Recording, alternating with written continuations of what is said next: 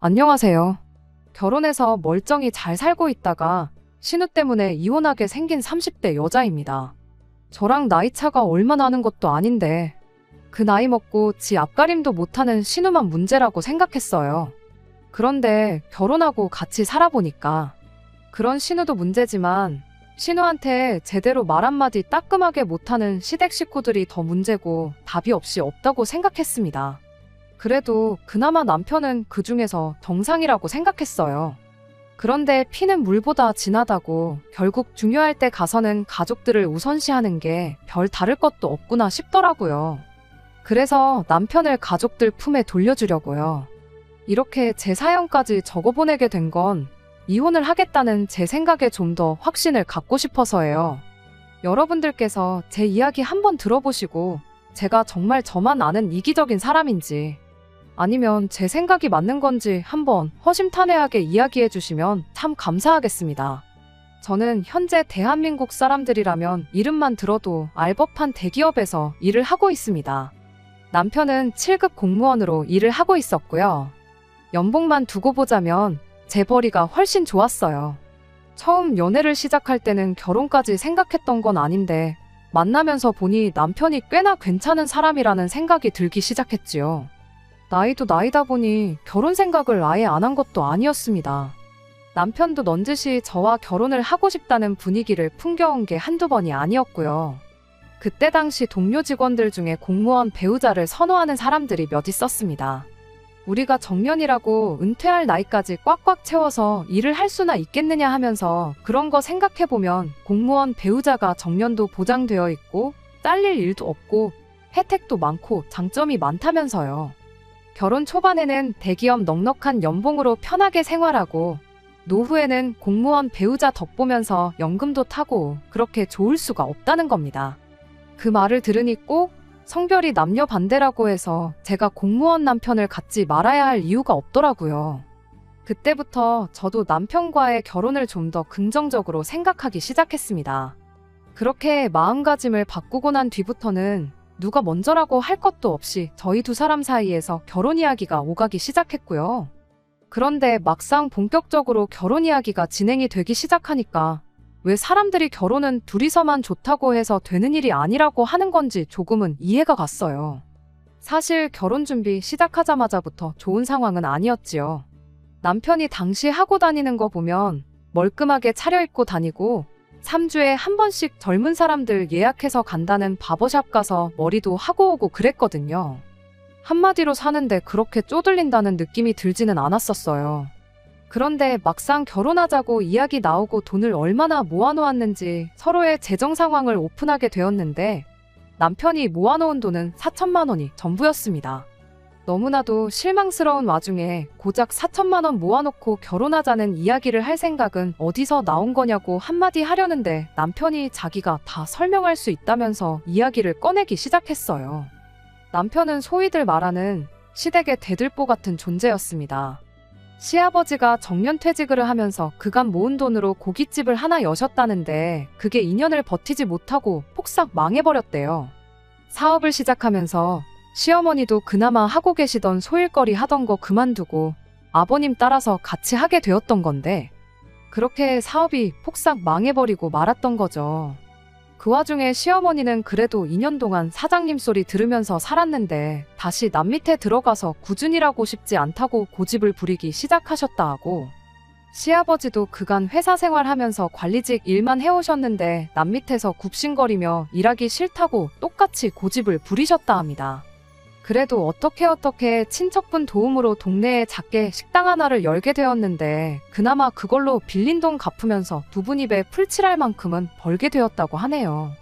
그래도 노후 자금이나 마찬가지인 돈을 몽땅 날려버린 거나 다름이 없는 상황이다 보니 두 분 입장에서는 당장 당신들 벌이로 생활하는 것보다 그 돈을 저금을 해서 혹시나 생길 비상 상황을 대비하는 게 낫겠다는 판단을 했었나 봐요.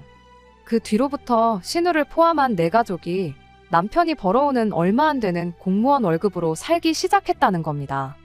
그때는 그 사실이 너무나 충격적이어서 어째서 나랑 동갑인 신우까지 남편이 벌어오는 돈으로 먹고 살고 있는 건가 하는 생각도 들지 않았어요. 아무튼 그런 딱한 상황이 이해는 갔지만 그렇다고 해서 그게 충분한 설명이 되는 건 아니었지요. 집안 형편 어려운 거랑 나랑 결혼하는 게 무슨 상관이냐 했더니 남편이 이렇게 자기 돈으로 내 가족이 살아온 게 벌써 몇 년이다 하면서 더는 지긋지긋해서 대들보 노릇을 하고 살고 싶지가 않다는 소리를 하는 겁니다. 그렇다고 그냥 가족들을 내칠 수도 없는 노릇이지 않냐고, 허나 결혼을 해서 가정을 꾸린다면 이야기가 달라지지 않겠냐는 겁니다.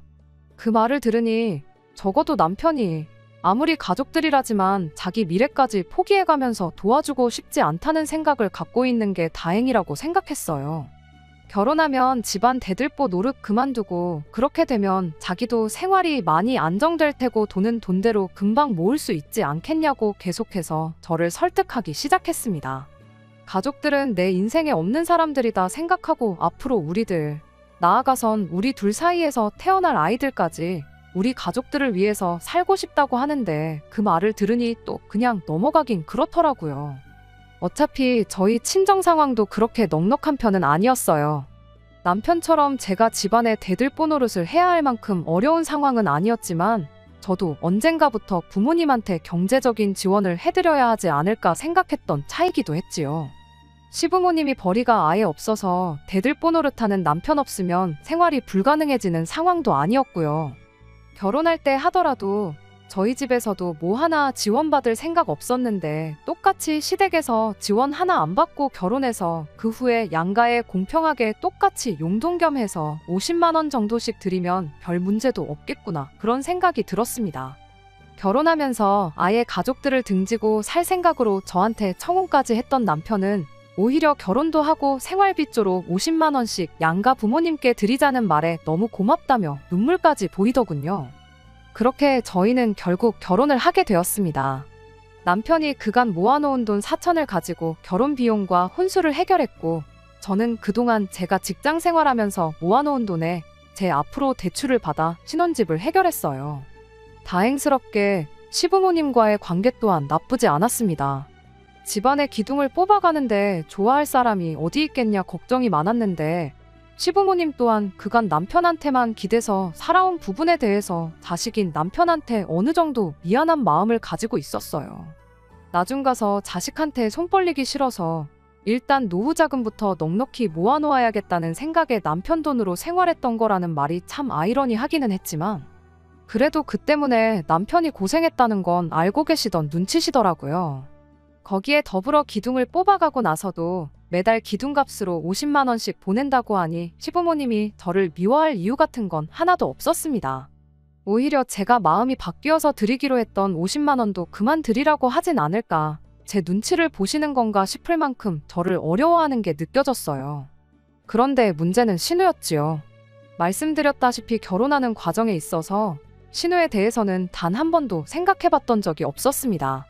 남편이 그간 시댁 기둥 노릇을 하고 살았었다는 사실이 너무 충격적이어서 신우가 왜 그 나이 먹도록 지 오빠가 벌어다주는 돈으로 생활을 했어야 했는지 물어볼 겨를도 없었어요. 나이도 저랑 동갑이었다 보니 당연히 자기 앞가림은 알아서 하고 있겠구나, 신우 또한 벌이의 일부를 집에 보태고 있겠구나, 그렇게만 생각하고 별로 신경도 안 쓰고 있었습니다. 그런데 신우가 그 나이 먹도록 아무것도 안 하고 집에서 놀고 먹으며 지 오빠가 벌어오는 돈으로 지 용돈까지 챙기고 있었다는 사실을 결혼을 하고 나서야 알게 되었어요. 결혼하고 시부모님과 신우를 집들이 한다고 저희 집으로 초대를 했을 때 일이었지요. 한참 맛있는 거 먹으면서 분위기가 좋은 와중에 신우가 그 누구의 눈치도 보지 않고 당당하게 남편한테 맡겨놓은 돈 찾아가듯이 대놓고 물어보더라고요. 25일로부터 벌써 열흘이나 지났는데 아직도 자기 용돈을 안 보내줬다고, 자기 이번 달 용돈은 왜 안 주냐면서요. 그동안 톡을 보내도 싶고 전화를 해도 안 받고 그래서 직접 얼굴 보고 이야기해야겠다 싶어서 그날 물어본다고 하는 게 뻔뻔한 걸 떠나서 눈치도 없고 생각도 없는 사람이구나 하는 생각이 들었습니다. 남편도 신우가 제 앞에서 직접 용돈 이야기를 꺼낼 줄은 몰랐는지 엄청 당황한 표정으로 대답을 못하고 있었어요. 그러다가 결국 이제 더 이상 용돈은 못 주니까 너도 알바를 구하던지 직장을 구하던지 해서 필요한 돈은 직접 벌어서 쓰라고 한마디 하더라고요. 그랬더니 신우가 갑자기 미친 사람처럼 말도 없이 돈을 끊어버리면 어떡하냐고 고래고래 소리를 질러대며 난리버거지를 치더라고요. 자기도 생활이 있는데 그런 중요한 결정을 상의 한마디 없이 내리면 어떡하냐면서요. 구경하는 제 입장에서는 이 어이없는 광경이 처음엔 마냥 신기하기만 했어요. 이미 남편이 시댁에 기둥 노릇을 하고 있는 것도 알고 있던 사실이었고, 그걸 알고 결혼을 했으니 신우한테까지 생활비를 주고 있었다는 건 몰랐던 사실이었지만, 오히려 신우가 저렇게 난리법석을 떠는 게 남편이 결혼 전에 나랑 약속한 걸 잘 지키고 있구나 싶었죠. 34 나이 먹고 직장도 없이 부모님 돈도 아니고 지 오빠 돈으로 사는 사람도 있다는 게 새삼 신기할 따름이었죠. 남편이 신우한테 이젠 네 앞가림은 네가 스스로 해야지 않겠냐고 한마디 하는 말에 신우가 비명에 가까운 괴성을 빼액 지르면서 바닥에 드러누워 발을 동동 구르는 장면이 그저 재미있을 뿐이었지요. 시부모님도 나서서 남편 말에 힘을 실어주셨지요. 네 나이가 몇인데 언제까지 가족들한테 신세만 질 생각이냐며 부끄러운 줄 알라고 한마디 보태면서요. 신우가 저보다 나이가 몇 살이나마 더 어렸더라면 그냥 언니가 동생 도와주는 기분으로 그냥 그 자리에서 돈 10만 원 정도 쥐어줬을 수도 있어요. 그런데 저랑 나이도 똑같은데 그런 오지랖도 부릴 필요 없겠다 싶어서 가만히 있었습니다. 신우도 앞만 졸라봐야 뭐 바뀌는 건 없겠구나 싶었는지 몇 분 정도 혼자 땡깡만 부리다가 그러다 말더라고요. 그러면서 여기 있기 싫다고 먼저 집에 가겠다며 자리에서 일어나는데, 나가면서 제가 아주 미워 죽겠다는 표정을 하고 저를 노려보면서 나가더라고요. 그 표정이 마치 너 때문에 내 돈줄이 끊겼다 하는 원망 가득한 표정처럼 느껴졌어요. 아무튼 상황이 어이없긴 했지만 결과적으로는 저희가 원하는 대로 문제가 해결되어 별일 없겠구나 싶었고, 하나의 해프닝 정도로 넘어가겠거니 생각했습니다. 그런데 그건 저희 크나큰 오산이었어요. 신우와의 첫 단추가 어긋난 만큼 신우가 저희랑 왕래를 하면서 지내는 일은 없었습니다. 그렇다고 저희 또한 억지로 신우랑 잘 지내보겠다고 노력할 필요가 없었기에 그냥 모르는 척 지냈지요. 그런데 그나마 신경이라도 썼어야 했나 싶을 만큼 큰 사건이 터져버리고 말았어요. 하루는 시부모님이 어떡하냐면서 신우까지 데리고 저희 집에 찾아온 적이 있었습니다. 생활비 끊는다고 통보한 그날, 온갖가지 행패를 부리며 난리법석을 떨던 모습과는 다르게 신우는 저희 집에 들어오자마자 혼자 구석에 조용히 찌그러져 앉아서는 고개만 숙인 채 아무 말도 못하고 있었어요. 자초지종을 듣지도 않았는데도 신우 때문에 무슨 큰일이 나도 났구나 싶은 생각이 대번에 들었어요. 아니나 다를까 시부모님이 상황 설명을 해주는데 정말 무슨 대답을 해줘야 할지 생각도 안 날 만큼 어이가 없는 일이었습니다. 그간 신우가 당장 쓸 돈이 없으니까 대출을 받아서 자기 생활비를 충당했다는 거예요. 그런데 직장도 보증서 줄 사람도 없는 신우가 무슨 방법으로 돈을 빌렸겠나요? 인터넷 보니까 묻지도 따지지도 않고 돈부터 빌려준다는 데가 있어서 거기서 돈을 빌렸다는 겁니다. 그게 그 뉴스로만 접했던 불법 대출이었던 건 신우도 나중 가서 알게 되었다고 하고요. 처음에는 그쪽에서도 신우에 대한 신용이 없으니까 소액만 빌려주겠다고 했답니다. 그렇게 신우가 50만 원을 처음 빌렸고 하루에 10,000원씩 갚아나가는 걸로 이야기가 되었다고 해요. 신우 입장에서는 하루 10,000원이면 못 갚을 것도 없다 생각했고, 일단 급한 생활비부터 마련하고 물류센터 같은 데서 일당 주는 일 몇 번 나갔다 오면 되겠구나 하는 생각이었답니다. 실제로 신우는 그 돈으로 한 달을 버티면서 4일 정도 일을 다녀왔다고 해요. 그렇게 한 40만 원쯤 갚았을까 그쪽에서 신우한테 따로 연락을 해왔다고 합니다. 이렇게 매일매일 하루도 안 밀리고 성실하게 돈 갚는 사람은 신우가 처음이라며 신용이 생긴 만큼 추가 대출을 해줄 수 있다고요. 액수는 300만 원 정도고 똑같이 하루에 10,000원씩만 갚으면 된다고 했답니다. 그때쯤 신우 친구들이 해외여행을 다녀온 애 만에 이야기가 나오던 때였는데 그거 같이 다녀오고 싶어서 신우가 앞뒤 생각 안 하고 추가로 돈을 또 빌렸다고 하더라고요. 시부모님은 그래도 신우가 이따금씩 일용직이라도 일을 나가서 돈을 벌어오는 걸 보고 불법 대출에 손을 댔다고는 상상도 못하고 오히려 인생 처음으로 자기 앞가림을 하고 있는 신우가 대견스럽기까지 했다네요. 아무튼 그렇게 신우는 해외여행까지 다녀오게 되었는데 문제는 그 불법 대출을 하는 사람들이 신우한테 하루에 10,000원씩 받자고 돈을 빌려줬던 게 아니었다는 데 있었지요. 그쪽에서 지난달부터 신우한테 독촉 전화를 해대기 시작했다는 겁니다. 신우가 매일같이 갚고 있는데 뭐가 문제냐고 따졌는데 그쪽에서 그건 우리가 돈을 빌려준 대여료지 원금이랑 이자는 포함되지도 않은 돈이라는 말도 안 되는 소리를 했다는 거예요. 하루에 10,000원씩 갚아나가는 어떻게 보면 급전이 필요했던 신우한테 몹시 합리적인 것처럼 보였던 상환 방법이 실은 이자랑 원금하고는 전혀 상관없이 그냥 매일같이 버리는 돈이었다는 거죠. 신우 딴에는 50만 원 처음 빌렸을 때 그렇게 하루에 10,000원씩 갚아서 50일이면 끝나는 거라 생각했는데 그게 아니었던 거예요.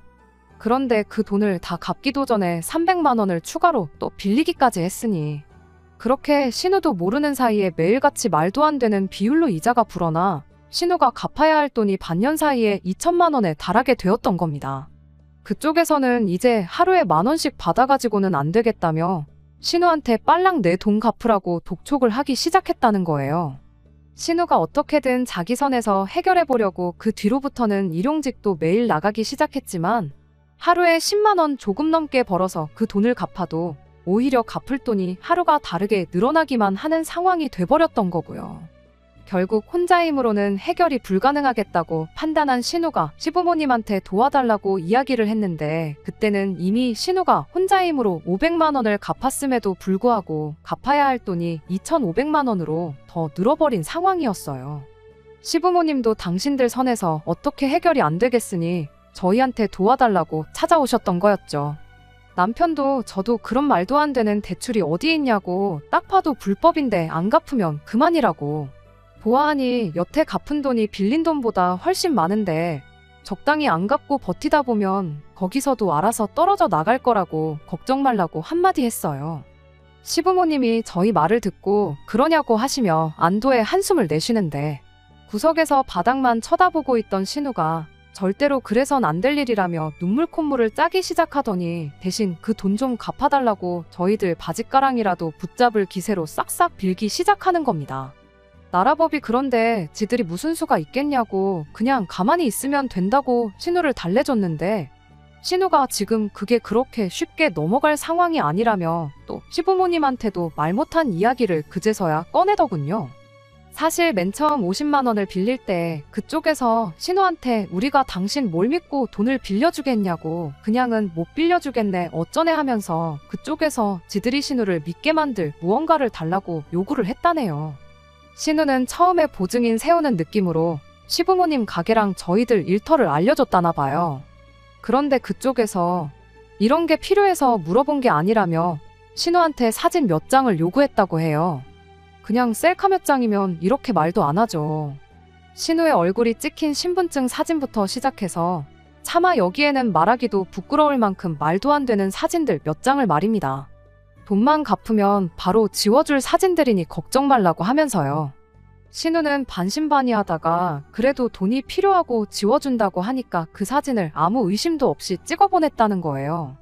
그러니까 한마디로 신우는 그쪽에 엄청난 약점을 잡힌 거나 마찬가지였던 겁니다. 신우도 신우 나름대로 돈을 안 갚고 어떻게 잘 넘어갈 방법을 모색했나 본데 불법 대출은 안 갚아도 그만이라는 이야기를 꺼내자마자 그쪽에서 남이 돈 빌려 쓰는 게 쉬운 일인 줄 아냐며 돈 똑바로 안 갚으면 가지고 있는 신우의 사진들을 다 풀어버리겠다고 강하게 나왔다는 거예요. 거기에 시부모님 가게를 찾아가서 쑥대밭을 만들어 놓겠다고 하질 않나. 시부모님 가게 앞에 사람들 풀어서 오는 손님들마다 이 집 딸 자식이라고 사진을 뿌리겠다. 아주 난리도 아니었다는 거죠. 신우가 불법 사채꾼으로 경찰에 신고하겠다고 했다는데 그쪽에서는 신고할 테면 한번 해보라고. 너같이 경찰에 신고한 사람들이 한둘인 줄 아느냐. 그런데도 우리가 아직도 안 잡힌 거 보면 대충 감이 오지 않느냐면서 경찰에 신고하는 그날이 바로 네 인생 망하는 날이 될 거다 하면서 으름장을 놓았답니다. 시어머니는 그 이야기 듣자마자 뒷목을 잡고 거의 졸도를 하시더라고요.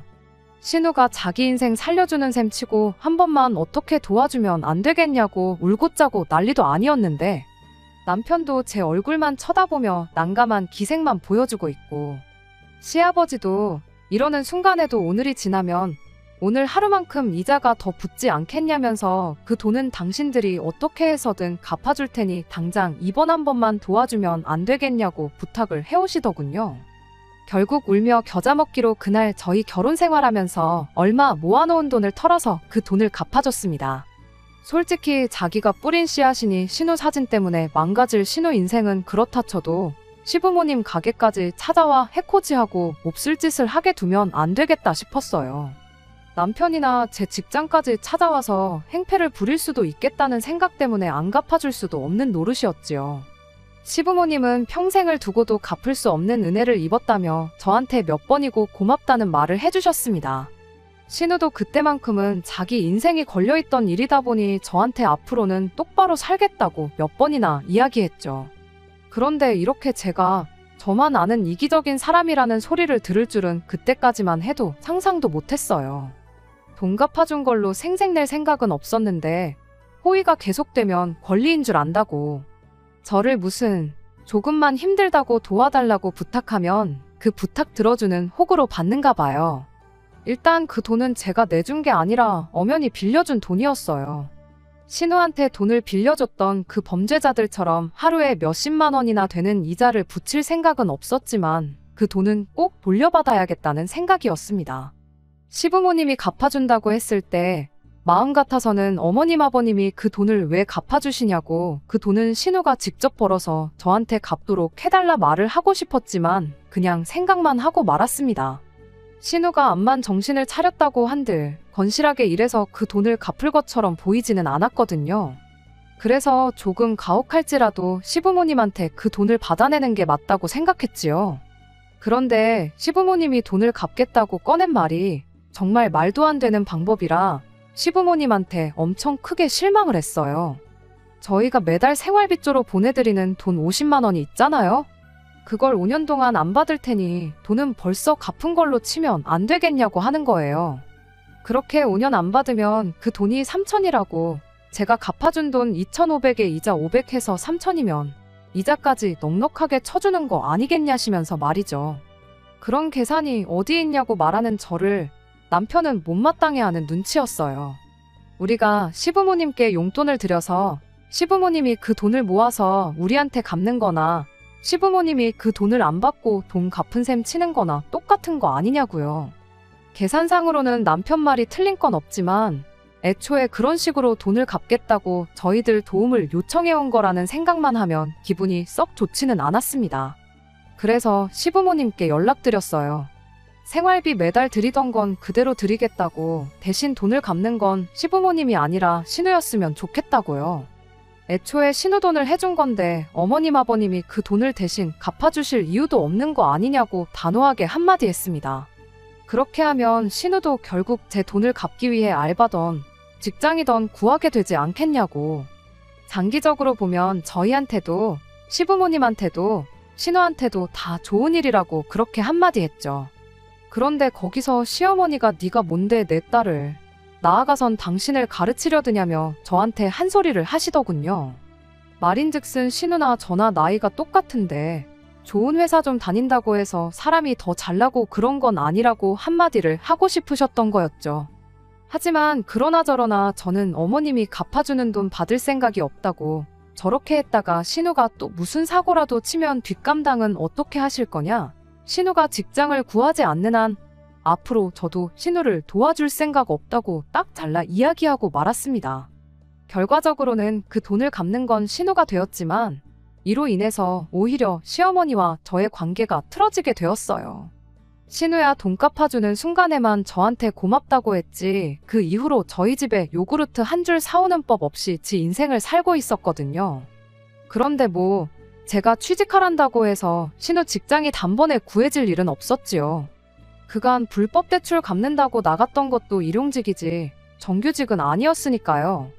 얼굴도 모르는 사람들한테 신분증 사진까지 찍어주며 약정까지 잡혀가며 빌린 돈은 일용직을 나가서라도 어떻게든 갚아보려고 애를 쓰더니 정작 저한테 갚아야 할 돈은 세워라 내워라 갚을 생각이 없어 보였습니다. 남편 시켜서 신우한테 언제 갚을 건지 물어나 보라고 몇 번 이야기를 했는데 신우는 그럴 때마다 직장이 잡혀야 돈을 갚던가 말던가 하지 않겠냐며 적반하장으로 나왔어요. 그나마 자기 생활비는 한 달에 일용직 서너 번 나가서 벌어다 쓰는 것 같은데 그건 다행이지 않냐며 저보고 참으라고 하는 남편을 보고 있자니 답답해 미치겠더라고요. 그렇게 8개월 동안 신우한테는 1,000원 한 장 돌려받지 못하고 있던 가운데 지난 어버이날 또 신우랑 한바탕 하는 일이 있었습니다. 그래도 어버이날이라고 신우까지 같이 해서 온 가족이 모여서 식사를 했어요. 식사가 한창인 가운데 신우가 넌지시 저한테 말을 꺼내더라고요. 어떤 회사 이름을 대면서 그 회사 아느냐고요. 저희 회사랑 관계가 있는 협력업체 이름이었는데 그건 왜 묻느냐고 신우한테 되물었죠. 그랬더니 신우가 인터넷에서 좀 찾아보니까 그 회사가 일도 아주 편하고 일하는 거에 비해서 월급도 엄청 많이 준다는데 그 회사에 이력서를 넣을 테니 자기가 합격할 수 있게 힘 좀 써달라는 겁니다. 얼토당토하는 소리에 밥 먹다 말고 입안에 있는 걸 전부 뿜어내버릴 뻔했어요. 입안에 있는 거 겨우 삼켜내고 신우한테 그건 또 무슨 소리냐고 했더니 자기가 얼마 전에 인터넷으로 다 찾아봤다고. 그 회사가 저희 회사가 주는 일감 때문에 굴러가는 거나 마찬가지라고요. 말인즉슨 저희 회사가 원청이나 다름없으니 제가 입김 좀 넣어주면 그 회사에서 자기를 채용하지 않겠냐는 말도 안 되는 소리를 하고 있는 겁니다. 그게 가당키나 한 소리냐고, 설마 진심으로 그게 그렇게 될 줄 알고 나한테 물어보는 거냐 따졌더니 신우가 저한테 대기업 다닌다고 기대했더니 별것도 없네 하면서 저를 무시하는 듯한 발언을 하는 겁니다. 그 와중에 시어머니가 신우 말에 한마디 보태더군요. 그래도 해보지도 않고 당장에 안 된다고 하는 건 조금 성의가 없지 않냐면서요. 그리고 혹시 아냐고 그렇게 해서 신우가 그 회사에 취직만 한다면 네 돈 갚아주는 것도 시간 문제 아니겠냐고 한마디 하는데 저게 진심으로 하는 소리인가 아니면 빈정거리는 건가 구분도 가지 않았어요. 그건 말도 안 되는 소리라고 당장 제가 아니라 우리 회사 사장님이 아니 그룹 회장님이 부탁해도 그 회사에 신우가 취직되는 일은 없을 거라고 한마디 딱 잘라 말했죠. 신우가 관련 업계에서 경력이 있고 능력을 인정받고 있는 에이스일지라도 직접 스카웃 제안을 받으면 받았지. 요즘 세상에 그런 식으로 청탁받았다가 걸리면 회사 운영에 문제가 생길 만큼 큰일인 거 모르시냐고 그런 식으로 꼼수 부리고 나한테 말도 안 되는 부탁할 시간 있으면 그 시간에 이력서에 맞춤법이나 똑바로 확인하라고 한마디 해주고 말았죠. 그랬더니 그날 남편이 가족들 앞에서 뭐 말을 그렇게까지 할 수가 있냐고. 결국에 가서는 지 가족들 편을 들기 시작하는 겁니다. 그래서 남편한테 한마디 해줬어요. 나한테 그러지 말고 당신이야말로 공무원 연줄로 신우 취직 자리나 어떻게 알아보라고요. 그랬더니 그래도 자기가 공직에 있는 사람인데 괜히 그랬다가 걸리면 골치 아프다며 한 발 빼는 걸 보니 어이가 다 없었습니다. 나라고 뭐 얼마나 철밥통이라서 일개 직원이 협력업체에 전화해서 인사청탁을 하고 회사 운영에 관여할 수 있겠냐고요. 신우 문제 때문에 시부모님은 물론이고 남편과도 다툼이 생기게 되니 이게 다 무슨 일인가 싶었어요. 그래도 제가 신우한테 따로 빚독촉을 했던 것도 아니고 결과적으로는 신우가 직장을 구하기만 한다면 모든 게 원상복귀되고 지금은 제가 냉정해 보일지라도 나중에 가선 시부모님 또한 저한테 고맙다고 할 날이 찾아오리라 그렇게 믿고 있었습니다. 그런데 얼마 전 일로 결국 저는 이 집구석과는 더는 함께 할 수 없겠다는 생각을 갖게 되었고 그렇게 이혼까지 결심하게 되는 일이 생겼습니다. 얼마 전 시부모님이 또 한 번 신우를 데리고 저희 집에 찾아왔어요. 지난번 일로 시부모님이 신우까지 대동해서 저희 집에 찾아오기만 하면 좋은 일이 없다는 걸 알았기 때문에 그날 다른 것보다 오늘은 또 무슨 일로 사람 속을 뒤집어 놓을까 싶어 심란하기만 했습니다. 아니나 다를까 시부모님이 신우가 드디어 자립할 결심을 한 것 같다며 창업자금 7천만 원이 필요하니 그 돈을 좀 융통해달라고 말을 꺼내더라고요. 저는 말을 끝까지 들을 것도 없이 싫다고 거절을 했어요. 저희가 뭐 도깨비방망이도 아니고 금 나와라 뚝딱 한다고 금이 나오는 게 아니라고. 맡긴 돈 찾아가듯이 대뜸 돈을 해달란다고 해서 저희가 해줘야 할 이유가 없는 것 같다고 그렇게 말했죠.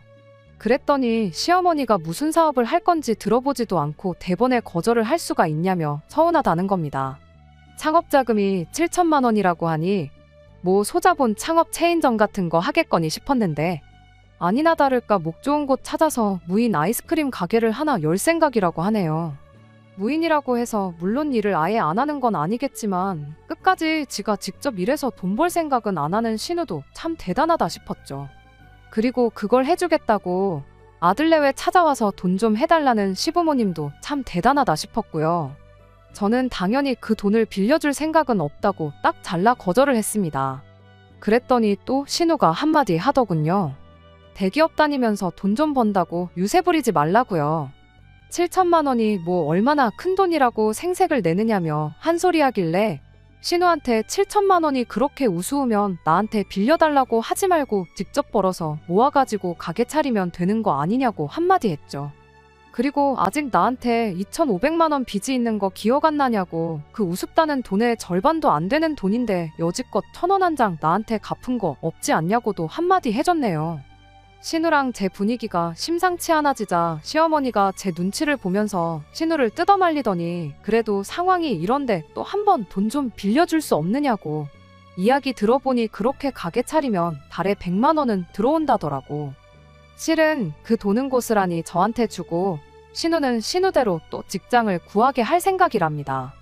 신우가 시어머니 말이 끝나기 무섭게 흠칫 놀라는 꼴을 보니 가게 차리고 자기는 따로 가게 관리하면서 일까지 하게 될 줄은 생각도 못했는가 봐요. 그리고 그 꼴을 보아하니 창업을 하겠다는 아이디어 또한 신우 머리에서 나온 게 아니고 시어머니가 백방으로 알아봤구나 싶은 게 안 봐도 비디오였습니다. 무인 점포 차려서 편하게 돈 벌어서 살 생각이었나 본데 실상은 그게 아닌 것 같으니 신우도 가게 차리는 일에 흥미가 떨어졌는지 아니면 알량한 자존심 때문에 그런 건지는 모르지만 저한테 네 생색내는 꼴이 보기 싫어서라도 그 돈 너한테 안 빌린다 한마디 하고는 시부모님 데리고 자리에서 일어나더군요. 현관문 열고 집을 나서는 신우 뒤통수에다 대고 한마디 해줬어요. 그래도 또 불법 사채는 쓰지 말라고요.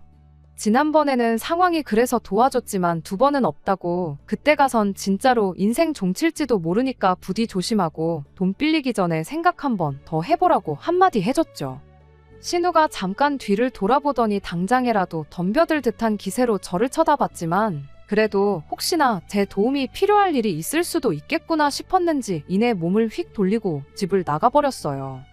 그리고 그 난리통이 끝나고 나서 남편과 이혼을 결심하게 되었습니다. 남편이 저보고 너는 왜 그렇게 너만 아냐고 어머니 말 못 들었냐고 신우 앞으로 가게 차려주고 직장은 따로 구하게 만들어서 네 돈부터 빨리 갚겠다고 하지 않으셨냐.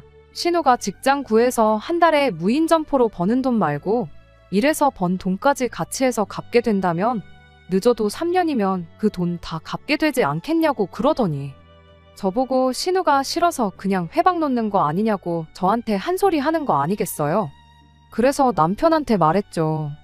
당신은 평생을 신우를 알고 지냈으면서 동생을 그렇게 모르냐고요. 친구들하고 해외여행 가겠다고 불법 사채 끌어다 쓰는 신우가 잘도 직장 구해서 퍽이나 돈 한 푼 안 쓰고 내 돈부터 갚겠다고 한마디 했죠. 그랬더니 아무리 그래도 내 가족인데 어떻게 말을 그렇게 할 수가 있냐며 노발대발 하는 겁니다. 남편한테 당신 나랑 결혼할 때 가족들 기둥 노릇하는 거 지긋지긋하다고 연 끊고 평생 안 보고 살겠다고까지 하지 않았던 사람 아니냐고. 그런데 이제 와서 내 돈까지 가족들한테 퍼주려고만 하는 게 도무지 이해가 안 된다고 그렇게 말했어요. 그러자 남편이 가족들하고 연 안 끊고 지내게 만든 건 다른 사람이 아니라 너 아니냐며 이게 다 제가 자초한 일이지 않냐고 제 탓을 하기 시작하는 겁니다. 그렇게 남편하고 대판 싸우고 저 혼자서 이 결혼 생활을 유지해야 하는 건가 말아야 하는 건가 고민하다가 결국 이렇게 사연까지 보내게 되었던 거예요. 이런 상황에 이혼을 생각하고 있는 제가 정말 이기적인 건가요? 저는 이렇게 혼자 마음고생하느니 차라리 이혼하고 맘 편하게 혼자 사는 게 훨씬 낫겠다는 생각뿐이에요. 남편 말처럼 이 상황을 제가 만든 거나 마찬가지니 제가 책임져야 하는 건지 정말 고민이 됩니다.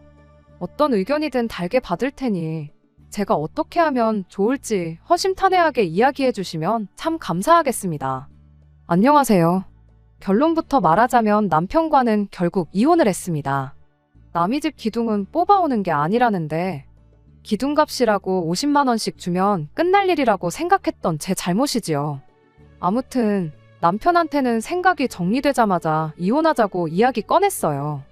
더 이상 내 돈으로 신우한테 뭐 해줄 생각도 없는데 당신은 그런 내가 너무하다고만 하니 가족들한테 뽑아온 기둥부터 돌려줘야겠다고 했죠. 그랬더니 대번에 힘들어하는 가족을 도와주기 싫어서 이혼하자고 하는 냉혈하는 세상에 너밖에 없을 거라면서 악다구니를 쓰더라고요. 이게 내 동생, 내 가족이 아니라 너네 가족한테 일어난 일이면 똑같이 그럴 거냐고 역지사지로 생각 한번 해보라고 저를 가르치려 드는 거 아니겠어요? 그래서 남편한테 이렇게 말했어요. 내 가족이면 당신이 반대해도 당연히 도와줬을 거라고요. 그러니까 신우를 도와줄 거면 당신이 당신 돈으로 도와주면 되는 거 아니냐고 그렇게 할 수 있게 해주려고 이혼하자고 하는 거니 원망하지 말고 나한테 고마워하라고 했어요. 그리고 내 가족 중에는 푼돈 얼마 필요하다고 불법 대출까지 받는 그런 머저리는 없고 그 나이 처먹고 일도 안 하고 가족들이 뼈 빠지게 벌어놓은 돈으로 편하게 살려는 거머리도 없다고 기분 나쁘게 네 동생하고 내 가족들을 동일선상에 놓지 말라고 한마디 해줬습니다. 그랬더니 또 그 말에는 아무 말도 못하더라고요. 머리 빠져서 무슨 말을 해야 할지 우물거리기만 하는 남편한테 또 한마디 해줬어요. 신우가 나한테 갚을 돈은 아무리 생각해도 돌려받을 길이 없을 것 같다고 그러니까 그건 당신 돈으로 갚아달라고 했어요. 그랬더니 남편이 왜 그 돈을 나한테 달라고 하냐고 길길이 날뛰더군요.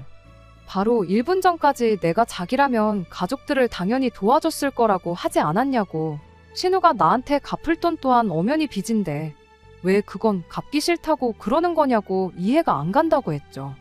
그리고 크게 걱정하지 말라고 신우 돈 갚아준 것 중에 당신 월급으로 저축한 돈도 있으니 내가 특별히 500만 원은 깎아주겠다고 했습니다. 그리고 그 이후로 오늘까지 당신 돈으로 저축한 돈이 또 넉넉 잡아 500만 원은 될 테고 여지껏 집에 남아있는 대출 갚을 때 들어간 돈 또한 500만 원은 될 것 같으니 총 1,500만 원 깎아서 1,000만 원만 갚으라고 했어요. 그러면 당신 돈은 다 돌려준 거나 마찬가지니 재산 분할이고 뭐고 할 것도 없이 이혼 서류에 도장만 찍어주고 당신은 결혼할 때 싸들고 온 짐 그대로 싸들고 돌아가면 되는 거니 복잡할 것도 없고 편하지 않냐고요.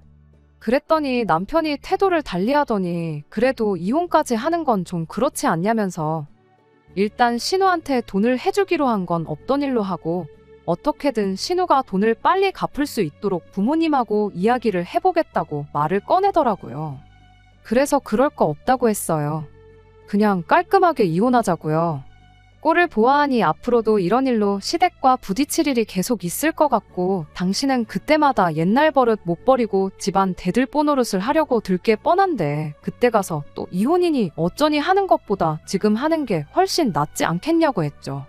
그게 싫으면 그냥 이혼 소송 한번 해보자고 법원이 누구 편을 들어줄지는 안 봐도 뻔하지만 납득이 안 되면 법대로 하는 게 맞지 않겠냐고 했더니 그제서야 남편이 순순히 물러나더군요.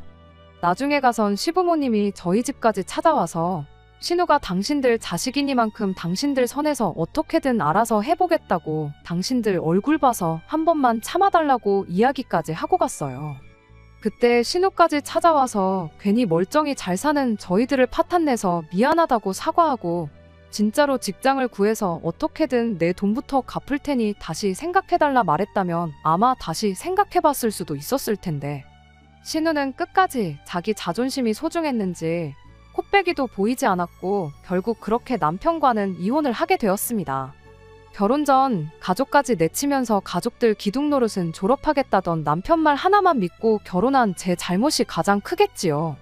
그것도 모자라 가족들을 등지면서까지 결혼할 게 뭐가 있냐며 어떻게든 가족들과 잘 지내보려고 중간에서 고군분투했던 게 저였으니 남편 말 맞다나 이 이혼에 있어서 제 책임이 아예 없다고 할 수는 없겠습니다.